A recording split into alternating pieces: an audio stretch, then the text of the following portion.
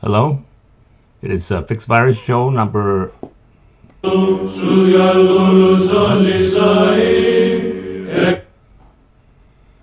Okay, I wanted to do this one instead. There we go. So this is the Fixvirus Show, November 22nd. And there's a couple of things that happened this week that I wanted to put out this quick video here. So first of all, I'm trying all kinds of different new things here. So this news story came out, why multi-factor authentication is now a hacker target.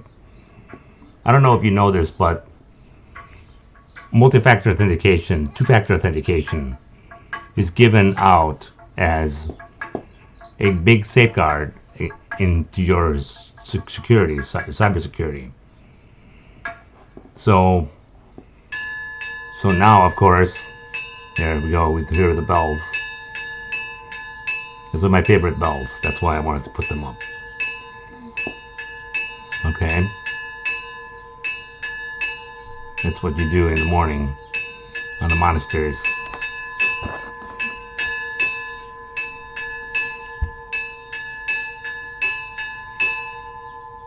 Okay. So after you hear the bells, then the symbols, then you can start your day. So what I wanted to do was discuss the multi-factor authentication is now a hacker target. So interestingly, apparently the FBI has found out that there are cyber attack campaigns that are focusing on circumventing multi-factor authentication. And there are three ways that can happen. They can swap your SIM card. They can they can find your PIN. Of course, they can phish and channel jacking. So the phish and channel jacking is an interesting method. The final method outlined. Okay, the attackers can send a fake message. It claims to be your bank or other financial institution. Click on this link. So you click on the link, goes to a fraudulent website, and it's a proxy to the legitimate website. So now it captures all of the interactions between you and the legitimate website. So now they're capturing all the information.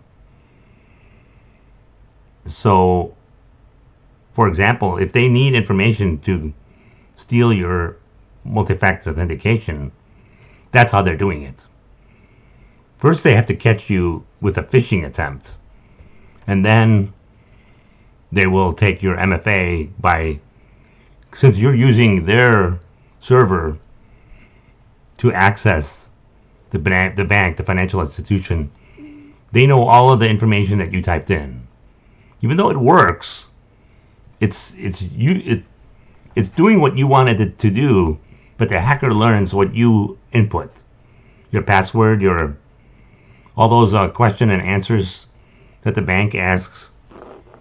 What's your favorite pet or whatever, where were you born, or all these other things that you put in earlier. So that's what's happening. This is a new attack. So let's move this out of the way. So I wanted to kind of go over like that spy versus spy thing. Interestingly enough, I've talked about this before on my Oversight Sentry website, and I'm going to pull that up real quick here. I was meaning to do this beforehand, but so spy versus spy, it's kind of like a cat and mouse game. This is what I wanted to talk about here. So we set up multi-factor authentication, and they're trying to bypass it. They're trying to find a way to take it from us because We're thinking MFA. It is perfect. You can't go wrong. It's a perfect security device. You won't be able to steal my stuff if I have MFA. Well, they figure out a way to bypass it. It's sad and it's funny in the same sense. Just like in the past, in the 90s and the 2000s, we installed a firewall. Well, they figured out how to bypass the firewall. So we're going to install some kind of new safeguard now. They're going to try to figure out how to bypass the safeguard. So check this out. I put this, this is like a funny little thing that I wanted to do, I guess. Oh. I moved it a little bit too far out of the way. Anyway, so check this out. So I got, this is what I put this, I wrote this blog post in March 2016. Remember the Spy versus Spy cartoons? So it's, Spy versus Spy. You do one thing, I do another. The cat and the mouse. The red team and the blue team. And of course, finally, the hacker versus the defending side, which I was trying to say, that's me. That's my old logo. Anyway, all right. I just wanted to it was something that reminded me of that. So let's keep moving here. Let's go on to the next slide. So let's say how do we combat this problem of constant, the hacker does one thing, we have to do another. We do one thing, and the hacker does another thing, and they're trying to bypass us. This is where cybersecurity risk assessments are really effective. Because software will always have flaws, but the key is to reduce risk. So we have to keep updated on new risks. We have to change default passwords. Those are simple things. But now our own email and our phone is the weak link.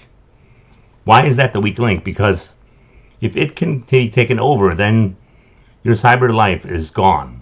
It's literally destroyed. They have your cyber life. So, okay. So let's keep moving. So what happens when you do a risk assessment? Well, it's got to do with impacts and likelihoods. So we have to. So let's say you have a server that has a vulnerability. So what is the impact? What's the consequence of the server if it fails? Is it moderate, major, or catastrophic? I would think since it's a server, it's not insignificant. But let's say it's moderate. If it fails, it's not necessarily the worst thing in the world. We'll just have to do something different to make all the functions that we need. So okay, so what now? So now you have to decide what's the likelihood of this attack to happen. Is it likely for it to happen? Then the risk is extreme. Is it certain for it to happen? Is it likely? Is it moderate? Then the risk is high. If it's unlikely to happen, then the risk is moderate. So this is the problem. So we thought that multi-factor authentication was unlikely to happen. So we thought the risk was moderate or maybe even high, but we weren't really paying attention. So today, something new came out. The FBI said there's a new attacks coming out, and they're trying to bypass MFA. So now you have to change your risk assessment. Multi-factor authentication can be bypassed, especially when people steal your phones. So this is the problem. So you have to keep an eye on this matrix and on everything that you have. So I kind of wanted to. I bumped into this on in an ISACA meeting, and it's a pretty good little diagram. I wanted to show it. This is, so don't forget physical security. So cybersecurity is one aspect of security. Don't forget telephone security. The physical search, the closed circuit TVs, radio frequency security. So this gentleman that did this presentation at the ISACA a couple of weeks ago, he's big on technical surveillance countermeasures. So those are the spy versus spy stuff. That's why I thought it was kind of neat that it kind of tied together. So you're always looking for little devices that can bug your room. If somebody can bug your room, well, then they can learn more about you.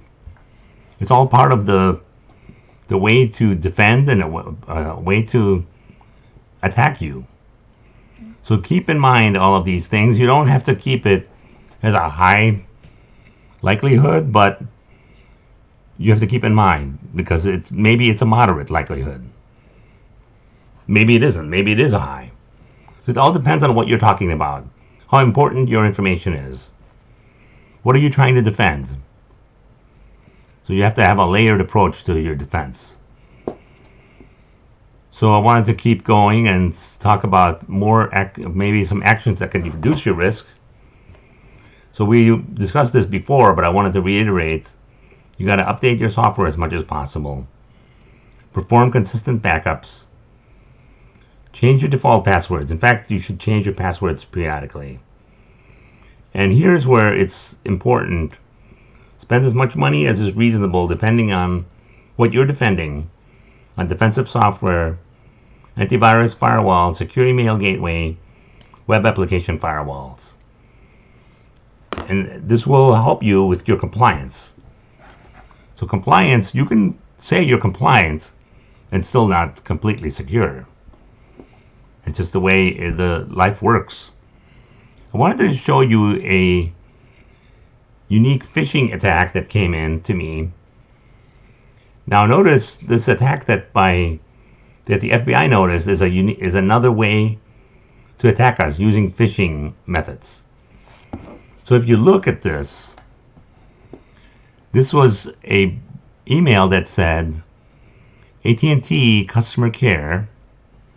So they're actually created this particular portion up here not too badly. Of course, maybe there is no AT&T-customer.com, but do you really have time to check it all out? I mean, I would, but some people may not, and that's why they click on it. So it says, this is the big key with this, it's trying to shock you. It has a balance due of $700, which is, to me, that's kind of a high phone bill. But maybe you have a $200-300 phone bill, but $700, well, that's 3 times the amount. So you're going to want to check this out, right? I mean, click on the register now, so if I was worried about this, what they want you to do is they don't even want you to click on these links, because the links actually go to the AT&T website. They want you to click on this attachment, and this attachment probably has malware in it. I have not checked, and then they'll take over your machine. So this is a unique phishing attack by whoever set this up. So just to reiterate from one of the previous videos, you should continually educate yourself on phishing attacks, and you should have rules when reading emails from people that are familiar and unfamiliar. So for example, that AT&T, I'm not transferring any money, but I want to confirm what's going on. I want to confirm this email. I would not click on, even though the links looks legitimate, I still would not click on the links. I would go directly to AT&T and see what my account looks like. Now, it just so happens I do not have an AT&T phone, so I know this is fake. But it's interesting to note, and that's why I brought this up.